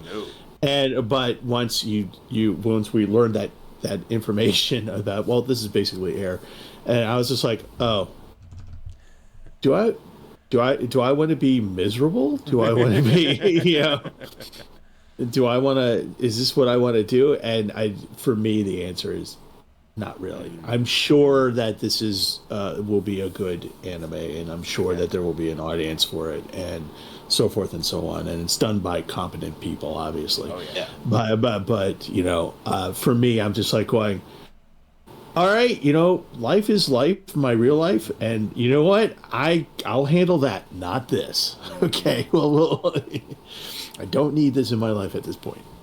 Well, I was curious enough because I like the visuals. It's cute girls, island, something's going on, and I read a little snippet somebody had posted about it. Said, "Oh, well, if you ever watched the show Island, where you've got this weird thing going on, a guy washes ashore, a mysterious girl, and all kinds of things are going on. It's very similar." I'm like, what the heck does that mean? So I spoiled the show for myself. Oh, okay. And it makes me kind of want to see how they get to that end. Okay. But I don't feel that there's enough, it doesn't feel like there's enough gravity on this to really drive me to watch to that ending. Okay. Because I'm in what we saw in that episode, the two further episodes that I've seen, I'm having a hard time seeing where they stated ending and how the characters fall into that ending. I'm having a hard time seeing how that's developing in these early episodes. So I'm kind of like, okay, so are you telling me this is going to be where you cry? Where you're just sort of lightly building this structure, and then somewhere at the last few episodes, you just slam us in the face. Oh my goodness, tears, we cry, and then it's over. And that's exactly what they did with The Day I Became a God. Where the first 2/3 of that is completely light, goofy comedy, and then it just turns around and slams you right into the ground for 4 episodes or whatever. Yeah. And that's what The Island was, where it was like just kind of this mystery, people sort of moving through this space, and then just the very tail end, everything sort of tumbles out, where you're like, what? Yeah. So, interesting. I liked its presentation. I like these first few episodes that I've watched. It's interesting to see the introduction of the different girls. But now that I know how it goes at the end, I just don't feel very gripping on me as trying to watch to that ending. Fair enough. This is the one we did not watch. So, Sword of the Demon Hunter opens with child abuse. Spoiler warning. Content warning. And so, we were just like, no, we're not gonna be involved in that one. So we just didn't get to that one this season. We did get to Teogonia, and this is kind of an interesting one to watch because I keep having memories of a life that I don't remember. It's just very strange. And memories I should not have. Memories I should not have, yes.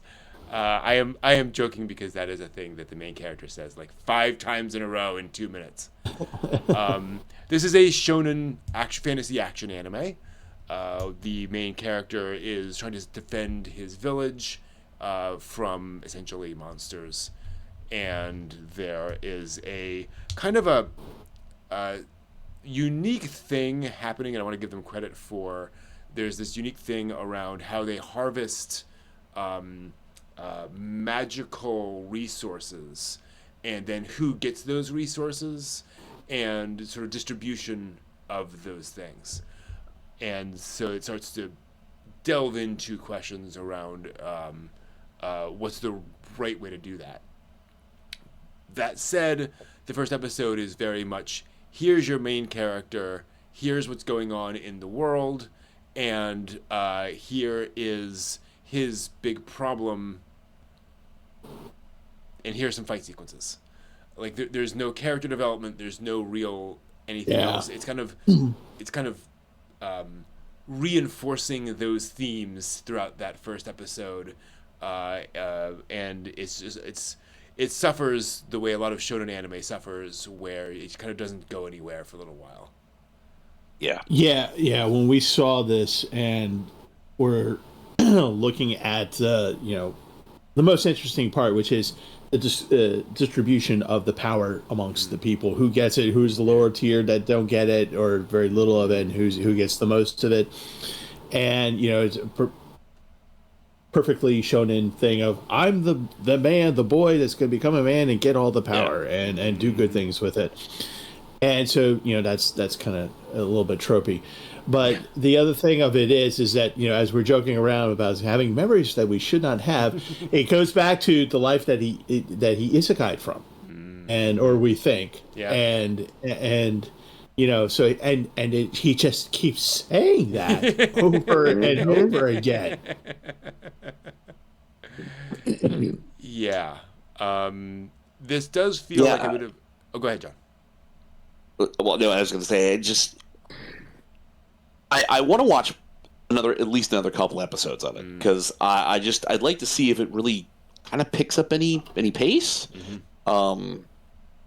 I still watching the sort of God core, whatever the hell they're drinking, is so poorly the hell animated.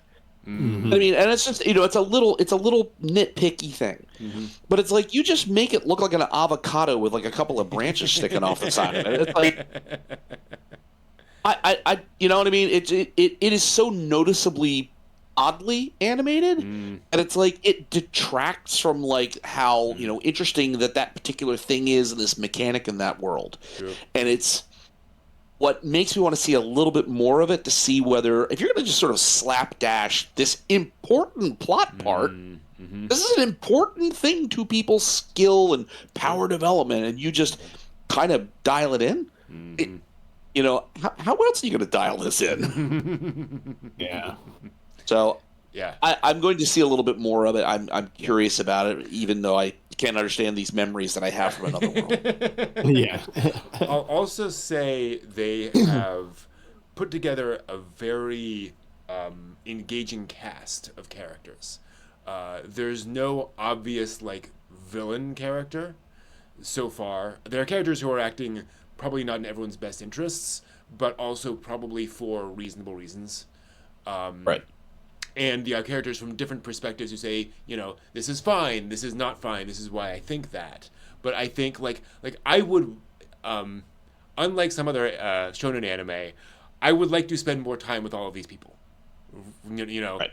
There's not that problem of jerk, airhead, jerk, in a lot of these shonen anime. Right. Yeah. So good on them there. Also good on the Two Perfect Saint. Honestly. Yeah. So there's a theme we noticed in this season, which is people with terrible lives. Yes. We seem to be getting that a lot this season. And this is an example of that. The main character, the girl you see on the right, is one of the saints of her kingdom. This is a kind of thing that happens to some people on the world. They they're made saints. Her sister is also a saint, but the main character is how to put this? Dull. Well, she's treated poorly, partly because she doesn't express emotion, and people kind of blame her for that, even though it appears to be more a matter of her upbringing not being great, and also probably just the fact that she just has a flat affect. But then she gets kind of abused isn't really quite the right word, because it's more that people expect perfection of her at all times, and put really extremely high standards on her, and then just don't understand why she wouldn't ever always do that. But it's not like actively abusive in that. I mean, that is abusive to an extent, but I don't not in a extreme Physical sense. Yeah. But why can't you smile like your sister? Right. Kind of abuse. Yeah. Exactly. Versus like it's you. So basically, the heroine of this story suffers from emotional abuse and from her family. Except for the younger sister. The younger sister, well, at least in the first episode, doesn't quite understand what's going on. Mm-hmm. And the older sister, who is the saint of this nation, who's very powerful and can do things within nature to make things happen. But because she doesn't know how to smile. Like, for example, smiling is something she doesn't know how to do. And being friendly and not having the resting bee face all the time, right? And so she has all this power and she does all these good things. Yeah. But her family is just like, God, you suck. You have no personality. Unlike your younger sister, who, is this delight. Everybody loves the younger sister and all this stuff. And the younger sister, I suppose, is not as powerful as she is, but has ability. Mm-hmm. So this poor girl is just like, the whole nation is just like looking at her. They want their cake and eat it too. Yeah. They basically want her to be vivacious as the young girl, but they also want her to be a saint, and they also want the powers of the saint and the benefit of her being a saint. Yeah. Where all she can do is give the benefit of being a saint. Yeah. And so then everyone craps on her. I for one would be grateful if I were able to come up to somebody and say, I got a drought going on. Can you make some rain? Yeah, sure. Here. Thank you. Yep. Mm-hmm. And I think one of the reasons we didn't switch off from this the way we did with a lot of the other stories is the fact that, and I'm going to say this because I think it's important to know, even though it is kind of a mild spoiler kind of a thing, is that we'll just say she ends up in another nation.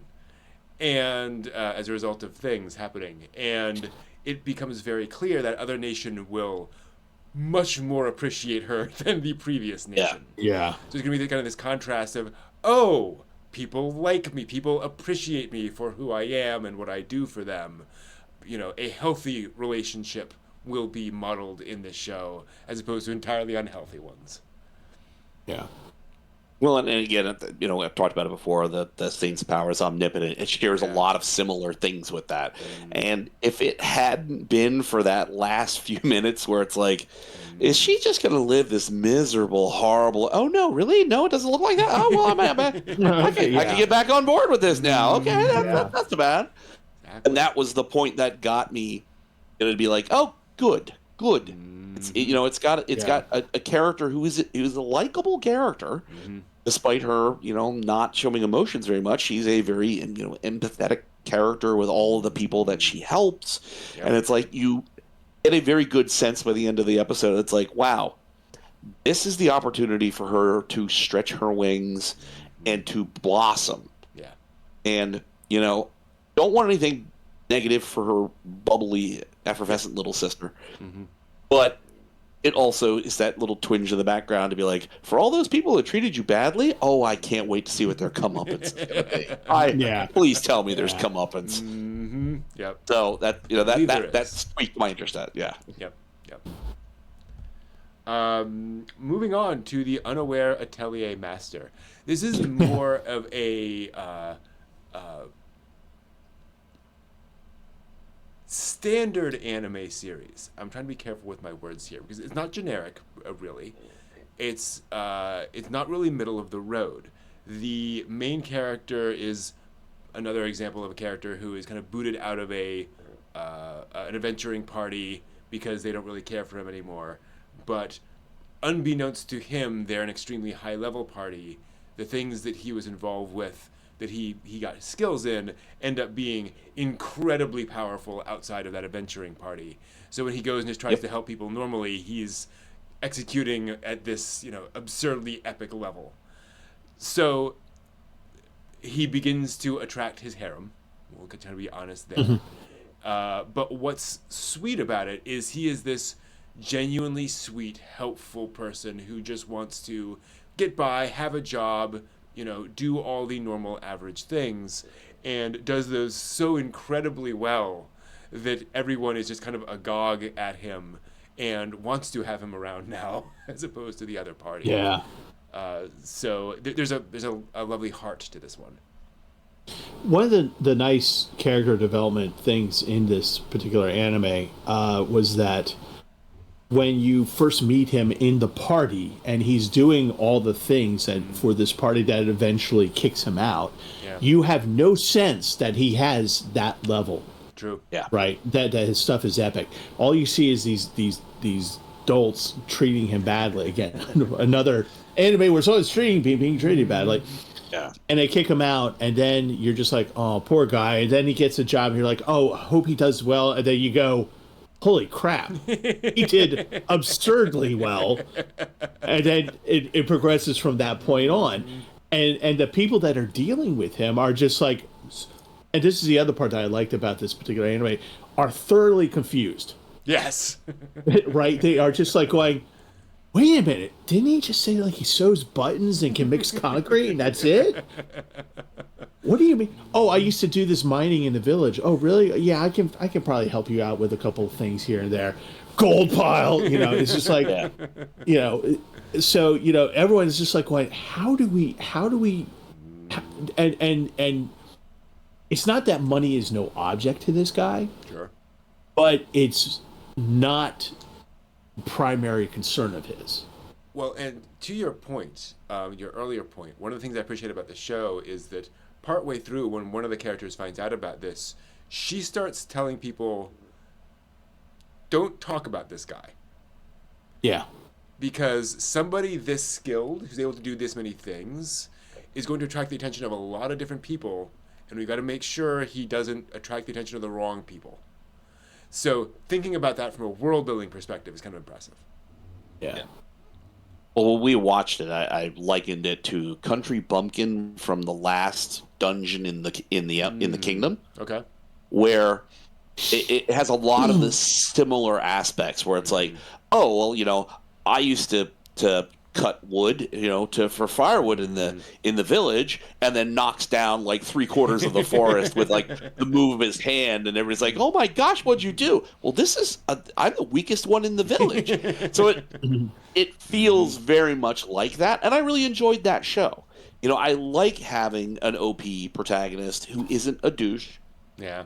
Who isn't like, he hasn't got a chip on his shoulder that now he's got to, he's had a horrible upbringing. Yeah. Really. And now he's got to go off and do the thing. It's like, it's nice to have somebody who is legitimately a nice, albeit naive, but a very nice, caring, and wanting to be helpful to people character.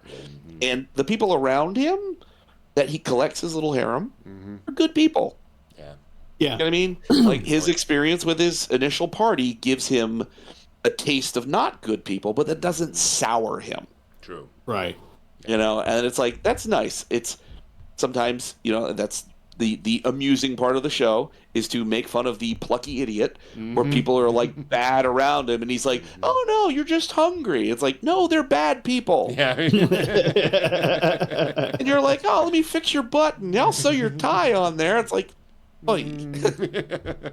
Sometimes that's just nice and it's funny. Yeah. Mm-hmm. Yeah.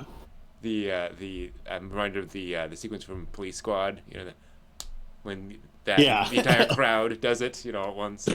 Yeah. Okay, so moving on from that to Upon a Witch's Death.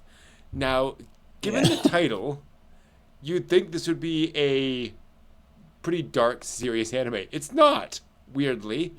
It is a very light, upbeat show in tone, pretty much consistently throughout, but the main character is a plucky teenage witch girl, apprentice girl. She does find out that she will die in a year unless she does a thing. And that thing is to collect 1,000 true tears, I think they're called. So either tears of joy or tears of sorrow that are heartfelt. And then in the first episode, she ends up helping some people deal with something. And so we get a sense of what that might look like. That thing they're dealing with is pretty darn heavy. Mm-hmm. And the episode does a remarkable job of making that fun and enjoyable to watch without cheapening how heavy that topic is. Where she is able to, encounter people and explore people, and they're not, sitting there, curled up in the fetal position crying. They're kind of getting on with things. But then the conclusion of that is this is a serious moment. So I really appreciated that the show could find that right balance of kind of lightheartedness with also executing on that premise of trying to find people who are going through something significant. Yeah, it was, they treated the subject matter of her first foray to make herself not die. Yeah. Very respectfully. And it's not, and she doesn't, as we so often see, bumble her way through it. Good point. Right? She actually has tact, empathy, and those kinds of things, and tries to solve the problem. Yeah. We don't want to describe what this is, because it is not just a serious matter, but it is integral to the story. Like, so if we were to tell you this, what's going to happen, it's kind of cheapen it a little bit. Yeah. But the funny parts about this is that she is a 17-year-old girl. So when she's told by her, witch tutor, mistress, whatever, the initial reaction isn't, oh my gosh. It's more along the lines of like, why didn't you tell me before? What the heck? And so it's kind of nice that you have that levity of, okay, this is a serious thing that she has to do, but, she is also a 17-year-old girl. And moving forward with that. Now, the interesting thing about this, what goes on in this particular anime, is that you're like, oh, okay, witches, so you're looking at a Victorian era, and there's a computer screen in the background, there's a cell phone, there's a telephone, these things. So it's just this kind of weird confluence of technology and a Victorian, Edwardian kind of age background. Yeah. So very much like Kiki's Delivery Service in terms of, you have the witch in her, I think, brick house, and all of her flowers and all of her things doing her thing there, but then everyone else has bicycles and everything else. Yeah. Well, it certainly was an interesting premise, and I likened it to Kobato, one of Clamp's works, where you had a very similar premise where protagonist Chan had to collect these Competo, like these little candy, look like candies. Star candies. It's the same thing in a jar. And she had to get so many of them to get what was the point of the show. So it felt very similar to that, where I was just like, okay, I know where that's going.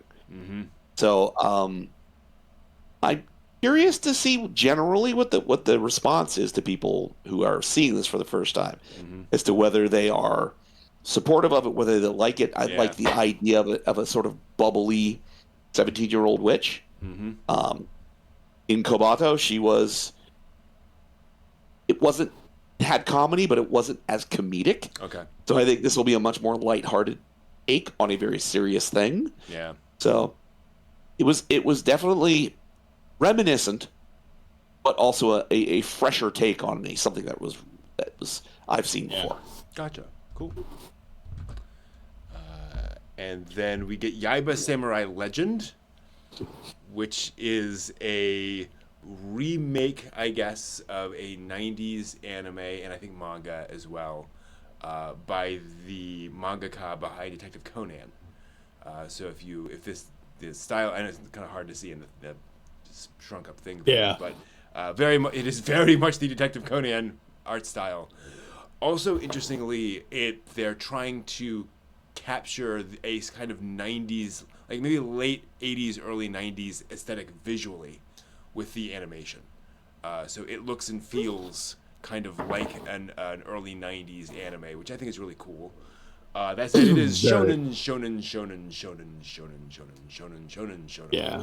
So you're going to get all the shonen tropes, all the shonen's wackiness, and all the shonen overpoweredness in this first episode, which is not a complaint, but it is very much that, and it's definitely aimed at a somewhat younger audience. Yeah. Yes, this is a shonen show. And and if that's your itch, it's definitely going to scratch it. And it was definitely, it's kind of like Detective Conan on steroids a little bit. But it's amusing. It's, you don't have to think too hard. Mm-hmm. Yep. Yeah, that was kind of my feeling on it. Mm-hmm. Yeah. I was like, not exactly what I'm into, but it was flashy. There was a lot of movement. So that's Yeah. Amazing animation budget. I'll give them that. Yes. Yeah. And now we move on to the one we were talking about before, Yandere Dark Elf. Yes. So premise here is main character is an adventurer in a fantasy world. He completes his adventure, ends up returning back to the human world where he came from, because storytelling, fantasy stuff. And the dark elf that adventured with him finds a way to return back to his world with him. And of course she is naked. And naturally. The further twist being that he is, I believe, 15 years old. Yeah. I think he's just barely in high school. Okay, so maybe even 14 in the real world. So he consciously had all those adventures. It's not a reincarnation. So he experiences that. He knows who she is when she comes in, all that kind of stuff. But now she is living with him, and all of wackiness ensues. Definitely not just lighthearted, but light. How to put this?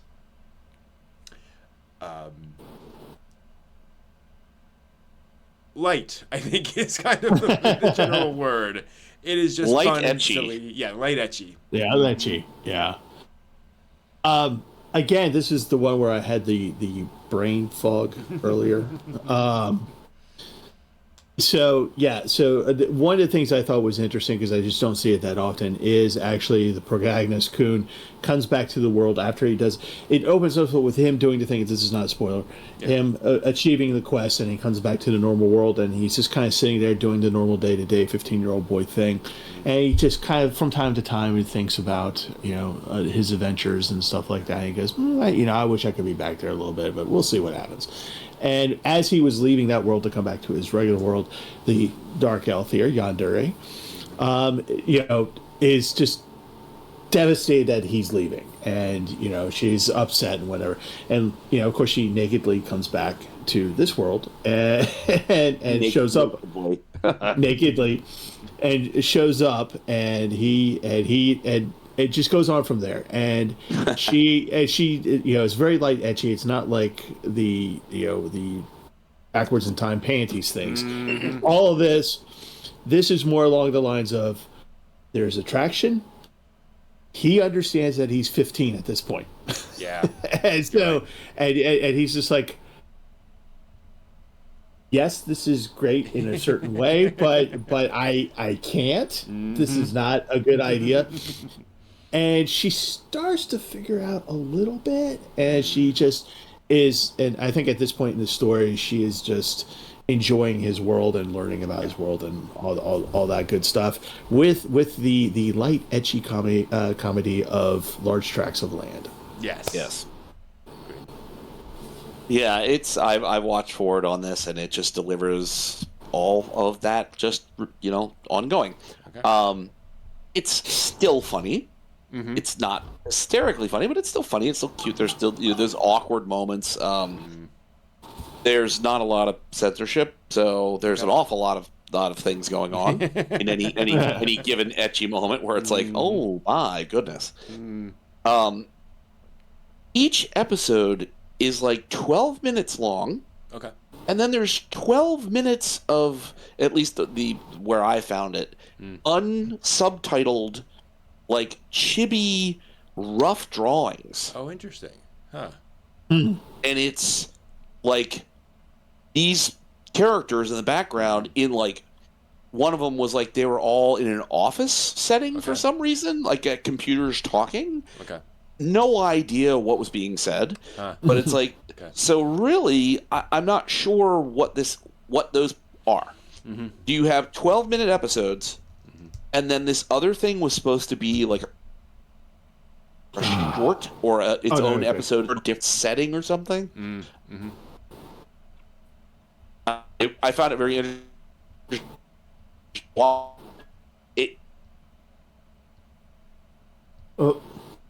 I think more. Still there? Yeah. Hold on. No. John, you're cutting in and out, so we're just gonna wait a minute for your internet to calm down. I think the connection's there. It's just very slow.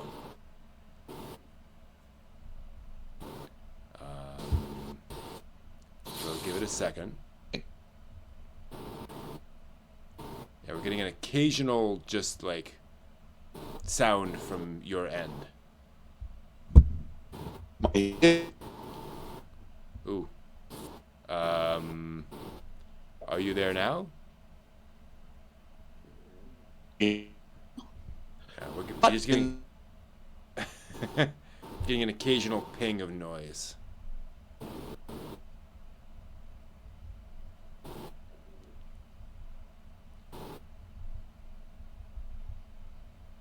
And the good news is we're on the next to the last anime, I think. Yeah.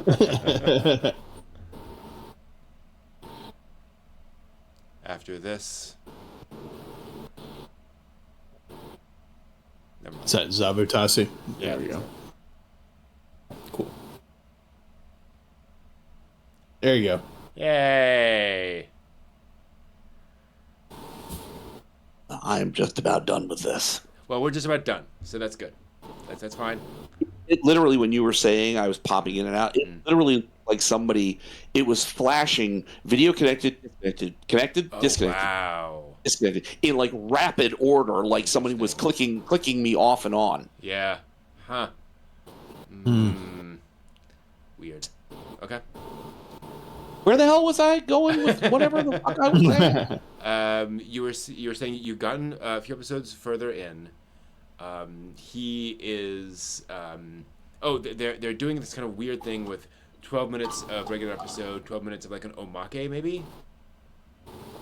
I'm not sure what it is because again, where I'm watching it, there's no translation. Yeah. But it's they do an end credit sequence. Okay. At the end of the actual anime part, and then when they switch into this weird chibi, like pencil drawing style, there's no credits at the front or the back of it. Okay. It is just this sequence that runs for another 12 minutes, and then stops. Weird. So it feels like this is meant to be split up at some point, so that you'll have broadcast order, and then you'll refresh the order, and it'll be new. Maybe. No idea, but it's just. It's amusing. It's very ecchi in its goings, and it's got a curious sort of after the episode. Yeah. So Interesting. Okay. Cool. Okay, a few more to go. Your Forma. Oh, right. We have to kind of apologize in advance on this one because we got halfway through the episode and kind of noped out because we were all three bored to death. I think this might go in interesting directions. This is set in a future that has sort of a what's the anime that we're comparing it to? Pluto? No. Psychopaths. So there's Psychopaths, kind of a Psychopaths feel to it. they're investigators. He's an android, and so that's kind of part of the premise thing going on. But it just turns into a lot of conversation that doesn't seem to go anywhere, and it was just kind of very bland and generic for the first half of the episode. So we ended up moving along from it. Hopefully, it will go in a useful direction. It will move somewhere, but it just kind of didn't work for us. Yeah, we got to the point where we were just like going, huh? She's still talking. They're still talking. Okay, fall asleep. For these kind of concepts, Psycho-Pass, if you're looking for Android and people against androids, there's Big O episodes, there's Pluto, off of Netflix and things like that do it much better. The premise of this, even though we tried, is good. Mm-hmm. So, like you're saying, hopefully it'll move forward. I don't even remember this show. Mm-hmm. Like, it left that much of an impression on me. I remember the Psycho-Pass pre-crime, future crime, whatever it was, like Psycho-Pass kind of thing. But I don't remember anything about the show. Mm-hmm. Yeah. It just that much of an impression. Yeah, exactly. Yeah. And the unfortunate thing is that through the talky stuff, it's not like Ghost in the Shell where while it is dense, it is interesting. This was just dense and not interesting. Yeah. It's a shame. Okay. And finally, Zatsutabi, That's Journey. Story of a young lady who is a mangaka. She's had her first success, trying to find her second success, and not finding it just yet. And so decides to go on a little trip. And so this ends up being about kind of the healing power of going on like a day trip and just kind of getting out of your normal routine and going somewhere and exploring different sites and such things. So if the food anime was about, let's do kind of Kyoto Animation and food, this feels more like Eurocamp. Let's just forget the camping and just do going from place to place and seeing different parts of Japan in a lovely way, a very entertaining kind of approach. And I particularly appreciate the fact that it is, again, about this as a form of psychological release, if you will. I was going to say therapy, but it's not really therapy. It's just, a way to relax and chill out and have a break from the everyday in a way that's fulfilling. This particular one is, I'm always into travel and watching travel videos and things like that. But this was really nice to see someone having a little bit of a tough time. Yeah. And then just saying, well, I need to kind of just move out of this area, and just kind of reset a little bit. And the way she does it is this really cute way of going onto a site on her phone and says, which way should I go? And it's not like specific routes. It's literally like up, north, down, south, east, west, and up and down, left, right. And so this poll tells her where to go. And the way that she, I've watched all 5 episodes up to this point because I really enjoy this one. Same. And she